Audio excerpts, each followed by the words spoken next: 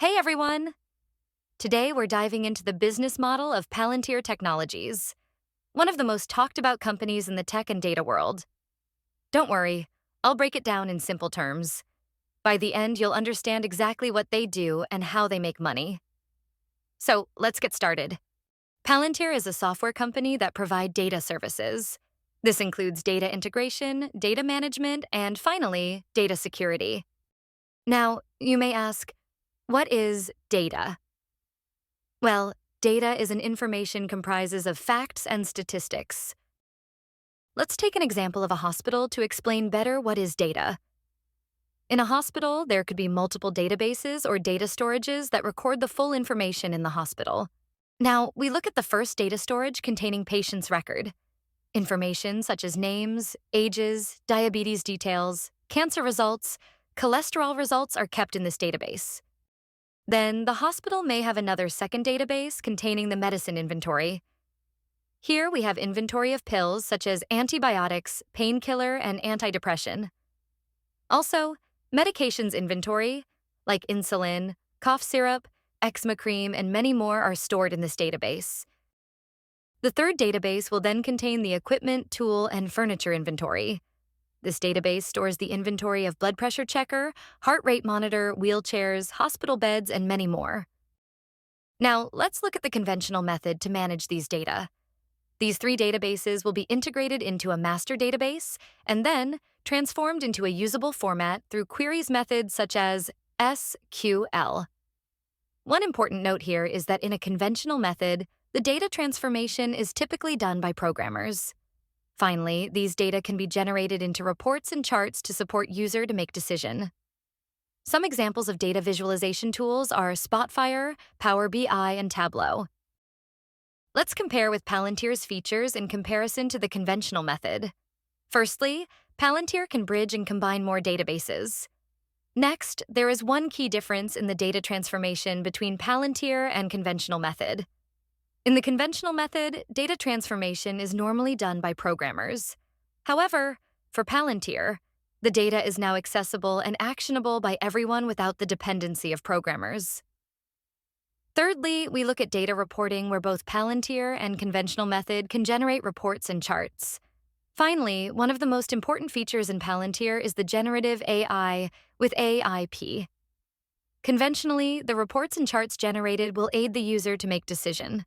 With Palantir, it is able to propose data-driven decision-making based on large language model. Palantir has four main platforms: Foundry, OS designed for modern enterprise focusing on the large businesses and corporation market; Gotham, OS built for defense and resilience which is crafted for the government; Apollo, OS for continuous delivery; and finally, AIP, getting AI into operations. About 50 to 60% of Palantir's business is from the government market segment, and the remaining approximately 40% is from the commercial sector, which comprises of healthcare and large corporations.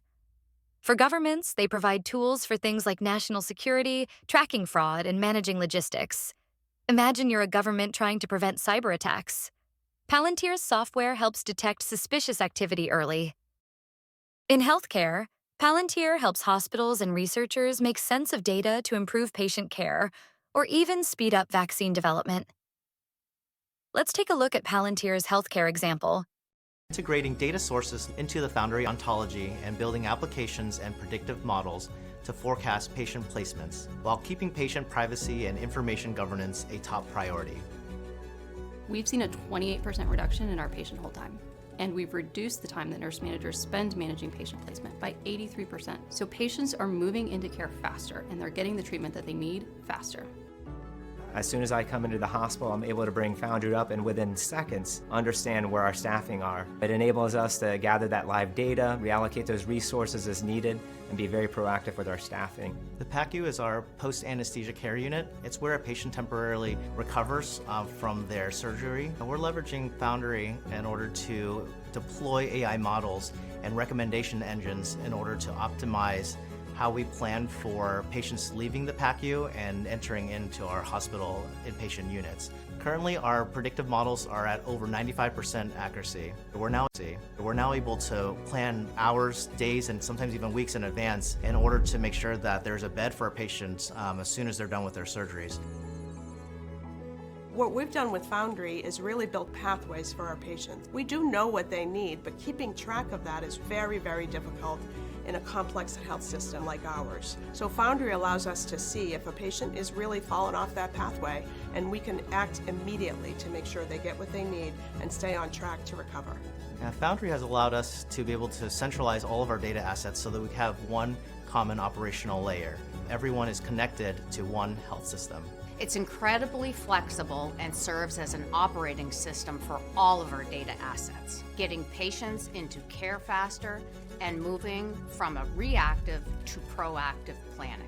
If we can leverage Foundry in a way that'll actually save lives, that really connects our analytic vision to infuse data in all aspects of the care continuum.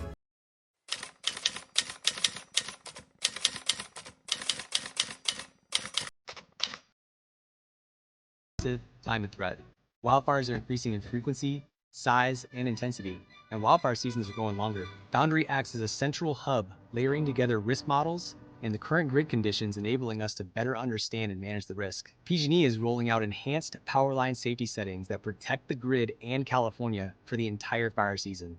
The way that Foundry helps with EPSS, we took advantage of this capability where it spatially recognized which conductors were traversing areas where there's fire risk. It had the capability of electrically tracing upstream until it got to a device that had the capability to use these fast tripping enhanced power line safety settings. We ran that program for the entire system. It identified for all 25,000 miles or so of wire that is in these high fire risk areas, which devices needed to be enabled, because this weather's coming whether we're ready for it or not. We make sure that they're on as it comes and they're off once the weather passes. Foundry allows us to understand the reliability impacts of the new settings and be data-driven in identifying patterns to improve the stability of the grid. Conducting preventative maintenance is key to preventing electric equipment issues from potentially sparking a wildfire. Foundry has been used to analyze smart meter data to develop a model that better predicts distribution transformer equipment health for preventative maintenance. Smart meters allow us both to observe kind of measurements of voltage and load at millions of points on the electrical grid, and by combining the information with geospatial location and network topology, we're able to really infer a lot of information about how our systems are operating. If we know when something is more likely to fail, we can take action. We can prevent wildfires that are caused by power lines. We can keep people safe. So, why is Palantir's business model unique? Most tech companies either sell software or services, but Palantir combines both. This makes their solutions incredibly sticky. Once a company starts using Palantir, it's hard to switch to another provider. These long-term relationships are key to their revenue. Palantir's contracts are usually big and last for several years. Instead of selling to a ton of small clients, they focus on landing large, high-paying customers. This strategy is called a land and expand approach. To sum it up, Palantir is like a digital detective agency that helps governments, healthcare, and businesses solve complex problems with data. They make money by offering powerful software and hands-on support, creating long-term relationships with their clients.